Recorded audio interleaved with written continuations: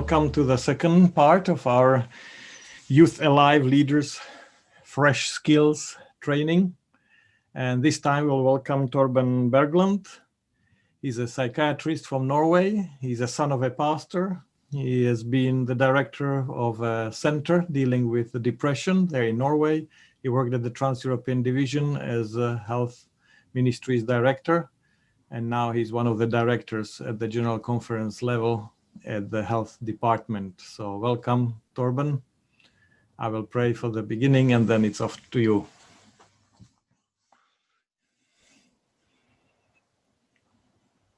Our gracious Lord, we are so thankful that you created us all with the capacity to think and to do.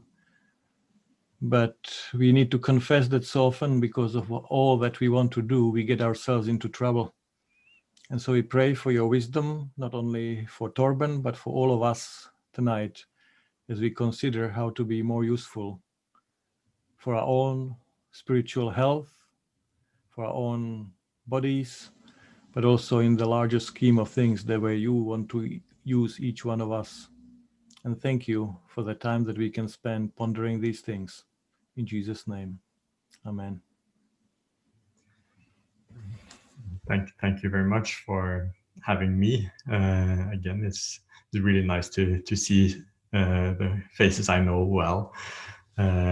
It's still early afternoon here on the East Coast, US, but happy to be with you. I'll share my screen here. The topic I was asked to share reflections on is burnout, and like I've titled it, On Fire or Burning Out. I think what we all desire, whatever we do, is that we are in the situation where we feel that we are on fire with what we do, whether that's work or other aspects of life, school, relationships.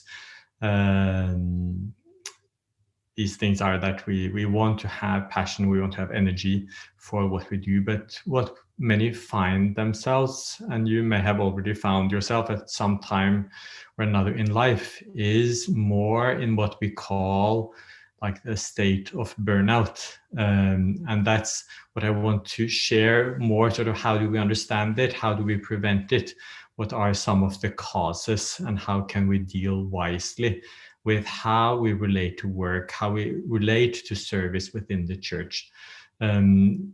Just for like the term burnout, it's very much related in literature and research to the workplace setting.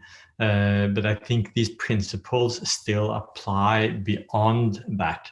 Definitely, I think much of it applies to school, and also that it applies to other areas of life. Just like a story that I experienced, I think maybe one of my first encounters with burnout, not my own, but possibly, I think, a doctor that I met. This was, I think, the summer before I started medical school. And in the church where I attended, there was a doctor. He was a cardiologist, well respected, did a very good job. And he invited me to shadow him one day in the hospital. And I was excited, really excited about that. My first sort of introduction to the hospital, the world of hospitals. So followed him around meetings, seeing patients. And then we came into, I think we were reviewing some pictures. I didn't review them. I didn't probably know quite what I was seeing. But we were looking at some x-rays and some things. And there was this other doctor, not sure now how old he is. I would guess somewhere in the maybe late 50s or something like that. And he took an interest in me and started asking me questions, was curious about who I was, why I was there. And then I must admit, sort of, I was eventually like a bit proud. I said, well, I'm going to become a doctor too, or something like that. And then I remember he looked at me, and I think I had a short pause. And then he said, can't you find something better to do? And I will never forget that. There was this doctor, I'm sure he was a good doctor. He seemed absolutely like a nice gentleman, probably very conscientious in his work.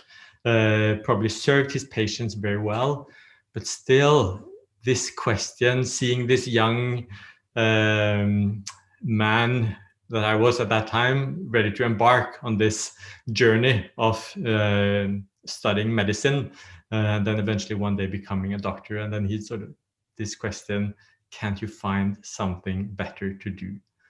I thought many times, like, what was it like to be him, to go to work every single day, to be there with the patients, serve them, help them, be kind, patient with them, especially what about the grumpy patients or the ones who did not collaborate well, or dealing with all his colleagues. And possibly what he wished was that he would be somewhere else. I think this doctor probably had some degree of burnout. I don't know what happened to him. I never met him again. I hope he overcame it and had some more good years before he retired. I assume he's retired by now. But like living in this state, which some do, and quite a lot of people do actually. It's a difficult place to be, and it's serious. When people encounter burnout, starting to enter into a burnout situation, it's serious. It needs to be taken seriously. And what we want is to avoid that from happening. Just like a brief sort of introduction, like what are we looking for? What are the symptoms of burnout? This is one of the surveys, a simple one, but still well recognized, developed by Maslach Pines. And it has these questions, sort of how often, when you think about your work overall, how often do you feel the following: tired, disappointed with people, hopeless, trapped, helpless, depressed, physically weak, sickly, worthless, like a failure, difficulty sleeping, or feeling I've had it? How often do you feel this? From never to always. As you can see, there's score here also. If you answer 3 of these questions with very often, then you are probably approaching a burnout. And then sort of the more you feel of this, the more likely it is that you are in a burnout. So these are some of the typical feelings we can have. They're not very specific in themselves. Like if you feel these things, there can also be other things going on. But if you feel some of these things, it's worth considering, am I experiencing a burnout? Burnout is not recognized really as a diagnosis, like depression, anxiety, and other mental illnesses. Burnout is not still recognized quite as a diagnosis, as an illness like that. But there's still more and more recognition of it. And in the upcoming classification system for illnesses, then what they call the burnout syndrome is included. And it's defined that this burnout is a syndrome conceptualized as resulting from chronic workplace stress that has not successfully been managed, not necessarily because it's your own fault, but it can be the context you're working in that subjects you to chronic workplace stress. And it's characterized by 3 major dimensions: feelings of energy depletion and exhaustion. That's what we typically think about. That's when people really realize that they are in a burnout. But the other 2 dimensions are also very important: increased mental distance from one's job, or feelings of negativism or cynicism related to one's job. That's when you emotionally withdraw, you become critical of your workplace, of the people you work with, your boss, whoever it is. And this is a self-protective way because you are being overwhelmed by the stress or the challenges at work. Then last dimension that is also very important is what we call reduced professional efficacy. This is very much like the self-evaluation perspective of it, that you are telling yourself that I'm not good enough, I'm not accomplishing what I want to do, I'm not good enough for this job, I'm a failure. Again, another dimension of this burnout syndrome. So like if you have some of these or all of these, then it's also worth considering if may this be a burnout. What in the research, what I often talk about is that burnout can be a result of when there's a mismatch between who you are and the job that you are doing. When there's a chronic mismatch, then you are an increased risk of burnout. And there are like 6 areas that are important to this. And it's workload, which we typically think about when we're talking about burnout. It's, well, I just got too much to do. That's why I'm burning out. That's why I'm tired. That's why I'm exhausted. That's why I'm frustrated. But what's important to recognize, in as we understand burnout, that's just one of the aspects that contribute to burnout. The other one is control, the sense that you are able to influence your job situation, that you have a say in what you do and how you do it. That's also very important. If you have a sense of control, then you are much more resilient to burnout, apart from when you are sort of everything is imposed on you. The third area that's very important is the sense of fairness, that you are treated fairly, that you are respected, that people within your workplace are treated equally, that people get what they deserve. And that's also another very important. If that's not the case, it becomes very frustrating. It becomes, again, a chronic stress in the situation. Another area is the reward, the sense of reward. And this, we're not just talking about money. That can be one of the aspects of it, but just being appreciated, being acknowledged for what you do is also an important part of the sense that it is rewarding to do the job that you are doing. Then fifth dimension or aspect is the sense of community, that we are in this together. We are supporting one another. We are together trying to accomplish something. And we are a team in this. And then lastly is values, that there's a match between the values of your workplace and the values you hold as an individual. And what's especially challenging is when there's a mismatch in the sense that the workplace professes some values, but they don't live up to them. That's also one of these aspects that really can cause chronic stress, frustration, and again, lead to these feelings of cynicism, negativism, where you are distancing yourself. You're not able to identify with the place you are working. So when we're talking about burnout, it's not just about workload. All these aspects are important. So that means, like, even if your workload is not sort of overwhelming, if you're struggling on these other issues, then you can be at risk of burnout. And what are the problems? What are the consequences that we see on work performance? That's sort of obvious. If you're burnt out, will usually struggle at work. Typically, what some they struggle with is like they withdraw from work. They can be absent. They can be thinking about leaving the job, or that people actually quit work. That's an indication that there's can be burnout issues. Of course, lower productivity and effectiveness, that's a challenge if you're burnt out. Lower and decreased job satisfaction, reduced commitment to the job and organization. You may be at work, but you're not truly engaged in it. That may be an aspect also. People who are burned out, they can have a negative impact on colleagues, causing conflict and being disruptive in what's doing. They're not really collaborating well. That can be an issue. And if you have a colleague who is like that, maybe that colleague is actually struggling with burnout issues.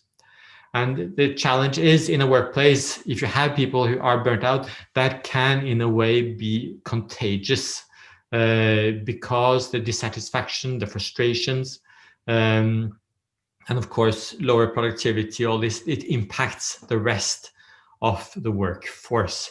So that's, again, this is a collective responsibility, and it's important that we care for one another. And of course, burnout, it's usually not just isolated to work. Sometimes it can be, but it's these feelings, the tiredness, it's very sort of localized to the work context, but often there will also be other aspects in life where these feelings spill over. It's a serious health issue also, and what's quite obvious is that there is connection between the mental health and the burnout state. If someone is experiencing a burnout, that can be increased for anxiety, for depression, self-esteem issues, and like all these things that we can imagine, but also for our physical health. Burnout is a risk. We know that increased cardiovascular disease risk for that, increased body mass index, gaining weight, smoking, lipid levels, increased risk for that also. And also other issues like type 2 diabetes, which is very much like the lifestyle type diabetes, chronic stress can make you more prone to that. Male infertility, it's documented, and sleep disorders, muscle pain, skeletal disorders.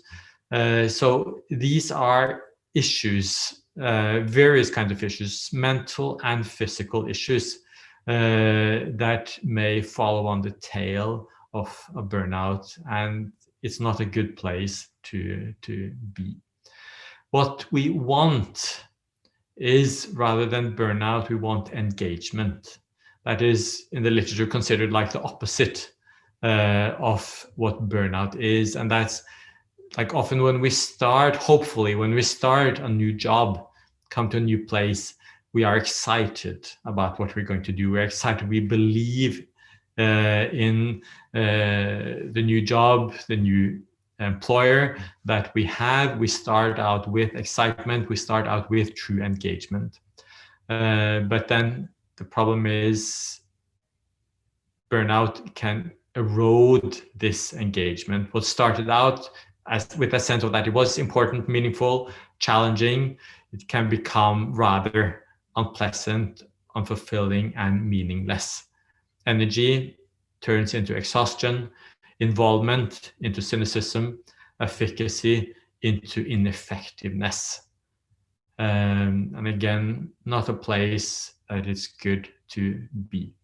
So these are issues that we are trying to avoid. Like no one benefits in this situation where an employee finds, or a worker, or whatever context it is. This can also be like in a church context, people who are volunteering who also find themselves in a similar situations. This is serious, and we need to change that.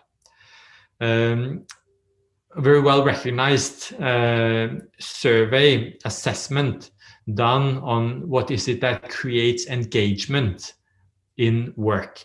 And I think this is also, these principles apply to other areas of life. It's the Gallup Q12.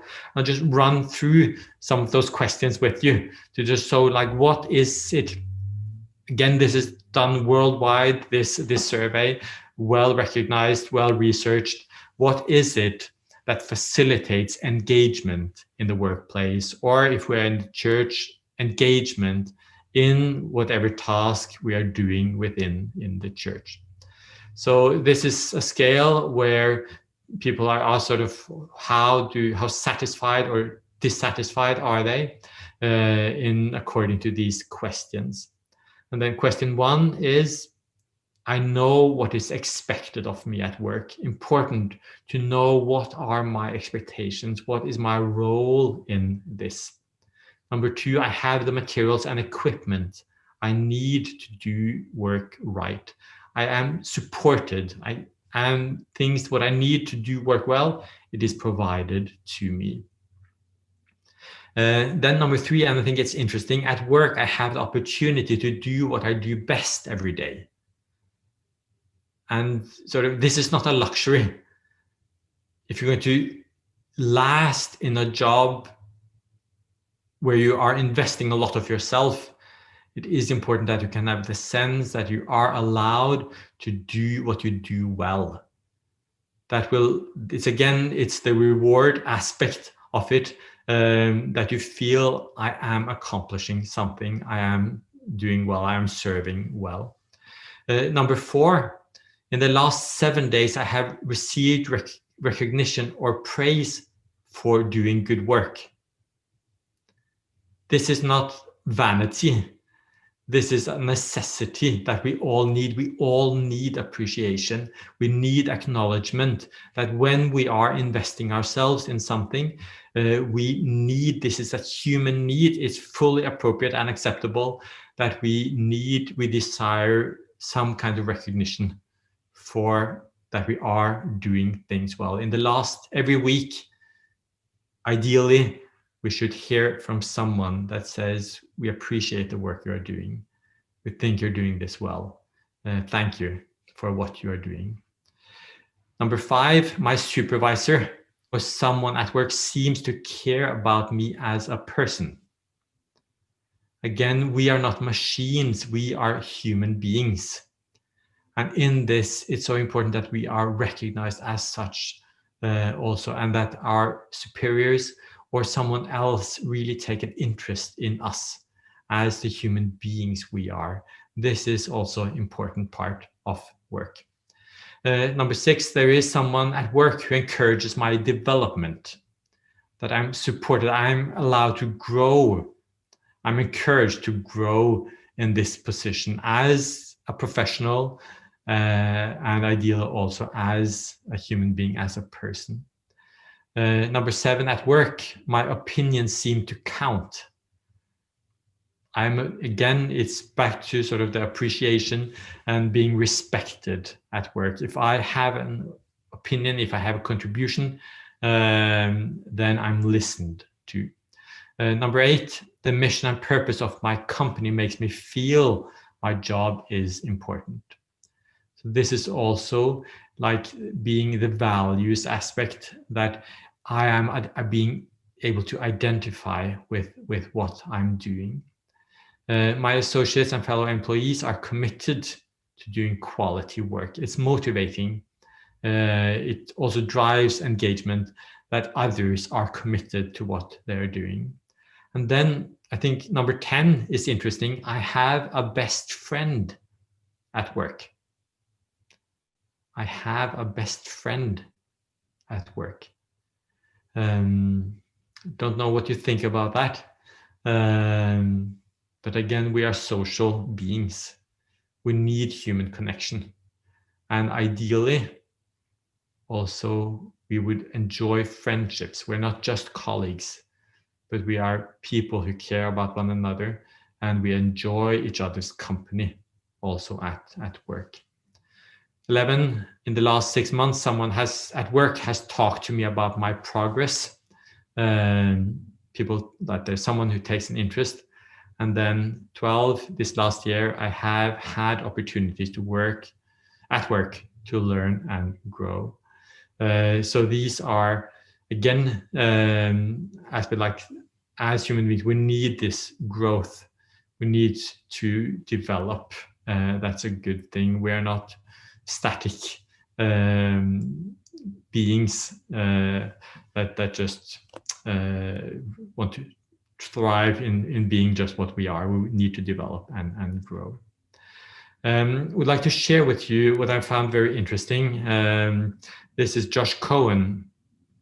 He's a psychoanalyst and literature professor in England, and he's written on burnout, and I really like his reflections on it. If you're curious about who he is, he's the brother of Sacha Cohen, the guy who creates these Borat movies that I'm not going to say that you have to watch them, but it's interesting, a very reflective man who is a bit unconventional in how he communicates very important messages And I'm not making advertisement for it, but the Borat 2 movie is out these days, I think. Josh Cohen, his brother, and he's written books and articles on burnout issues. And I have the references in the slides here. Some of these are articles online that you can look up. Another is the book that came out, I think, a couple of years ago. What he reflects on, he says, and these are just some highlights from quotes from what he's written. He says, the burnout case of today belongs to a culture without an off switch. I think that's a very true statement about our world. I don't know in your life how this is. How often do you flip the off switch in your life? Where you just rest, where you take time out. Many of us, we are in constant activity. We're constantly driven from one thing or the other. It doesn't mean that we are working constantly, but all our devices, whatever it is, that we feel we have to do something all the time. Josh Cohen, he advocates for that, well, we need some downtime. And his name is Cohen. He's probably, I don't know sort of his story, but there's probably some Jewish roots well, he is a Jew. Yeah. It means a priest. Yes. A priest in Hebrew. Yes. And he says, this is from the book that came out in 2019 that we wrote, Not Working, Why We Have to Stop. And it's interesting reflection on that. And he says, like in all myths about the world's origin, whatever religion it is, but especially in the Genesis narrative, the divine entities not only create, but rest. And this is something that we probably, in our culture, we have somewhat lost, that we glorify creating, being productive, being working, or working, but the rest aspect is not something that we appreciate sufficiently. But he points back to all these stories from whatever origin they come, and including, we know the creation story about how God created the world and then he rested afterwards, as also an example for us. Again, from this book, he says, the Sabbath, explicitly sanctifying non-work, encourage us to imitate this divine lassitude. And like he says a lot in a few words. Hope you are able to get it. He says, like, about the Sabbath, its disappearance from contemporary life may have as much to do with the sacralization of work as it does with the secularization of society. The sacralization of work. Is that what we have done in our world? And is that as big a challenge to rest and to the Sabbath as secularization is? The elevation of the Sabbath to sacred status hints to us that being is a higher mode of existence than doing. Being is a higher mode of existence than doing. And I think he challenges also our Adventist culture in this, whether that's in local church or you are a church employee. I have to admit, coming into the church, having worked for the church now for 4 years, there's quite a bit of workaholism in church, and there's nothing wrong with work. But still, sometimes I wonder if we also have elevated work to the most sacred thing in our own lives, and to some extent in the culture that we have created. Again, the book, our bodies and minds are overworked by more than work. They are subject to a culture that relates to every moment as an opportunity to produce or consume. Especially highlight the last thing, every moment as an opportunity to produce or consume. I think that again reflects very much how many of us live. Either we are productive or we are consuming something. Many of us struggle to really take time to just rest. Resting doesn't mean that you're just sitting and looking out the window. It can be productive rest, going for just having some quiet time, going for walks, listening to music, whatever it is that gives you that where you are able to disconnect from work, from producing, or from consuming. Back to the article that he wrote, he said burnout is not simply a symptom of working too hard. It's also the body and mind crying out for an essential human need, a space free from the incessant demands and expectations of the world. The amelioration of burnout begins in finding your own pool of tranquility where you can cool off. I don't know if you have a pool, or you have find it, or you need to go looking for your own pool of tranquility. If you don't have one, it's probably time to find it. Finally, I just want to share from like an article was written a few years ago in the Harvard Business Review. And I think it also sums up like how 3 ways to beat burnout, where these guys, Gergen and Van Rek, makes recommendations, and I just highlight from this. The link there also is in the slide, as you can see. So they say 3 tools, weapons, whatever you prefer to call it. Number 1, managing your work. Say, what are the issues that we have to deal with? What is it that makes us prone to burnout? They say, number 1, overcommitment. This can be seen in doing too many things, which often comes from an inability or lack of resolve to draw boundaries and say no, or from being unrealistic about what it will take to complete projects, that you say yes to more than you can manage. That's one challenge. Resource issues, that you have the resources that you need. That's another aspect. Perfectionism, pursuing perfection instead of focusing on what's good enough. For some people, this is not a big problem. For others, it's a major issue. To say, okay, I've done what I could, I've done what is necessary. Now this will have to do, and then I will move on to the next. They say focus problems is a common issue also, focusing on what is urgent, but not important, doing what everything's come up.